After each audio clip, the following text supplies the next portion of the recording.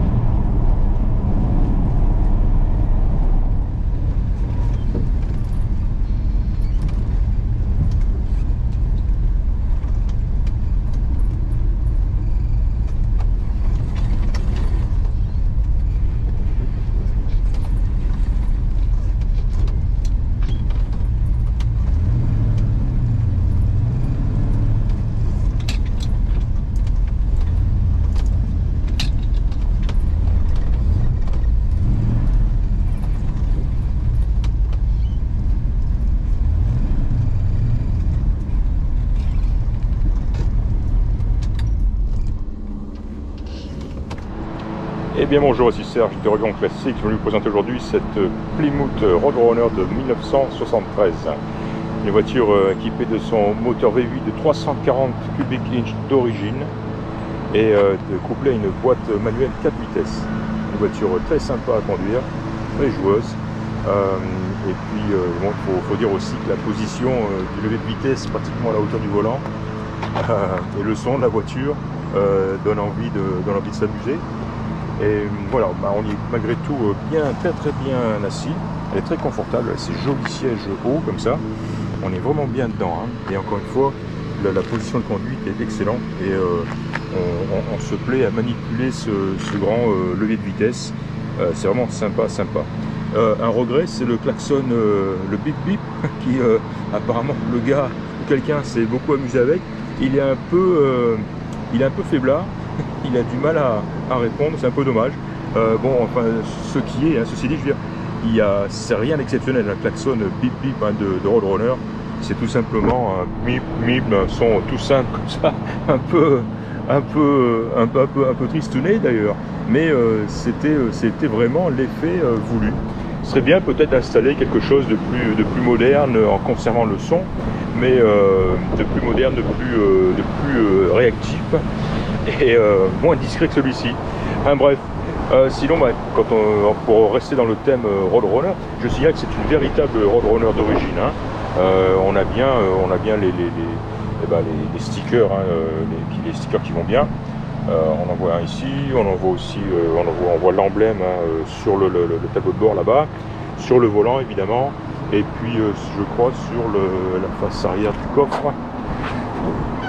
Ici même, hein, voilà, le Plymouth Roadrunner. Voilà, alors cette voiture est très bien, hein, elle est très jolie, très belle. Elle a une peinture noire, un noir profond et très tendu. D'ailleurs, difficile à prendre en photo parce que sur les surfaces exposées au soleil, quand je regarde mes photos, j'avais l'impression de photographier un miroir. Le noir disparaît pratiquement entièrement. C'est assez bizarre comme résultat. Mais bon, encore une fois, hein, Ça provient d'une peinture noire très brillante tout simplement, hein, et exposée au soleil. Je noterai en passant les Goodyear, les pneus old school comme on dit. Hein. J'ai la version Firestone sur ma Mustang Fastback. Moi j'aime beaucoup ce look. Hein, c'est les anciens pneus, les pneus qui n'étaient pas, contrairement aux pneus à carcasse radiale actuelle, quoi. On le voit, hein, la forme le look de ces pneus est totalement différent de ce qu'on trouve aujourd'hui. Moi personnellement j'adore ce look, ça va très bien à cette voiture. De belles jantes aussi d'époque, hein, old school comme on dit, tout ça c'est chouette, ça va bien avec la voiture. Le son, j'en ai parlé brièvement, il est extraordinaire, hein. Très impressionnant. On le voit d'ailleurs aussi, hein, ça part du moteur avec ces deux paires de collecteurs, hein, sur le côté, les headers comme on dit. Très joli cache-cul Mopar. Voilà, donc un moteur qui est ou un compartiment moteur, on va dire, qui a été restauré, hein. Il est très beau, très propre, mais qui a conservé en grande partie, hein, par les collecteurs probablement, sa configuration d'origine, on va dire. Voilà, c'est très joli, hein, même le dessous du capot, partout où on regarde, hein, c'est noir, c'est brillant, c'est propre. Hein. Ce qui est joli aussi, ce sont les dessous de la voiture, hein, j'ai fait pas mal de photos, et là c'est pareil, hein, c'est du solide, hein, c'est joli, propre, et on n'a pas absence de rouille, hein, totale. Hein. L'intérieur maintenant, parlons-en, sympa aussi. Alors, sur ces fameux sièges dont j'ai parlé, on voit qu'il manque quelques boutons ici. Alors, il en manque 1, 2, 3, 4 et même 5. Là, il manque le bouton entier. On m'a dit qu'ils étaient fournis dans le coffre. De la même manière, la sellerie arrière qui probablement, je vois qu'elle n'est pas du même grain que la sellerie avant. Donc, elle est peut-être d'origine. Et on voit qu'elle se découle en haut du dossier. Et là, c'est pareil, il y a un jeu, m'a-t-on dit, ben, je l'ai vu, je l'ai confirmé, un jeu de housse de siège arrière complet, un jeu qui se trouve ici et qui lui, ouais, est plus dans le grain, le grain des sièges devant. Ça, ce sont des panneaux de porte arrière qui sont très jolis, ouais, peut-être même neufs. Et je sais pas trop pourquoi, parce que ceux sur la voiture qui semblent d'origine sont quand même en bon état. Mais enfin voilà, donc on a une paire de panneaux, pas de porte, hein, parce qu'on n'a pas de porte à l'arrière. Les panneaux latéraux, hein, au siège arrière. Une roue de secours. Alors là par contre c'est, bah tiens, ça c'est exactement ce que j'ai sur ma Mustang, hein, c'est les Firestone Wide Oval. Voilà. Et présent dans le coffre, on voit un cric. Et qu'est-ce qu'on voit encore? Eh bien on voit un très joli coffre, hein, très simple. La voiture a été restaurée entièrement jusqu'au coffre. Et on voit, même le coffre a été plein. Donc là on voit un plancher qui semble comme neuf, hein. Intérieur d'aile, la partie arrière aussi, bien droite, bien propre. Voilà, un joli joint d'étanchéité. Il n'y a rien à faire, il n'y a rien à... Si, qu'est-ce que j'ai noté comme défaut? Tiens, parlons-en. Alors les défauts... Ah tiens, en passant, hein, sympa la plaque d'immatriculation officielle, hein, 783 Plymouth, évidemment. Et en plus, celle-ci, c'est la série Rip City, c'est-à-dire des Portland Trail Blazers, l'équipe de basket de Portland. Hein. Donc c'est une plaque que l'on peut... il suffit de payer un petit supplément au moment où on enregistre sa voiture pour obtenir une plaque, on appelle ça une vanity plate ici. Et il en existe de différents thèmes. En Oregon, entre autres, il en existe 5 ou 6 thèmes. Et les Portland Trail Blazers en sont un thème. Voilà pour la petite histoire. Et donc je voulais parler des défauts de la voiture.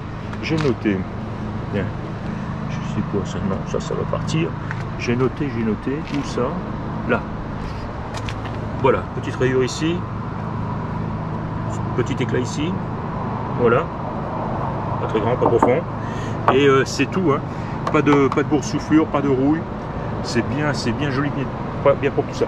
Alors on continue avec les défauts. Donc on a ces petites rayures, on a un klaxon poussif, ça je l'ai dit, et on a un essuie-glace côté passager qui ne bouge pas, qui ne fonctionne pas.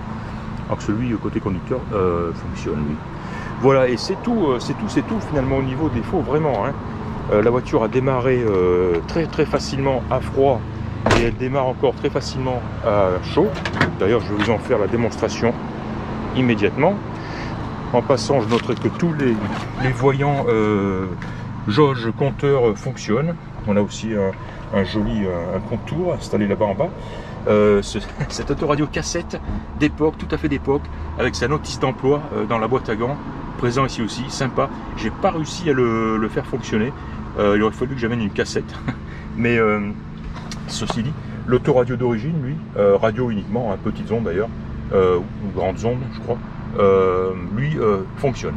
Et voilà ce fameux levier de changement de vitesse. Alors c'est un type Hurst, hein. Et alors évidemment cette poignée énorme, là, on l'a bien en main, vraiment agréable, hein.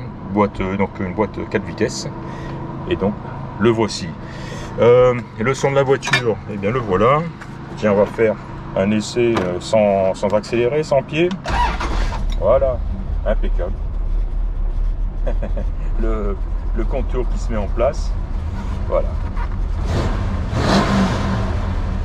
Voilà. On va l'écouter un petit peu dehors. L'arrière pour commencer.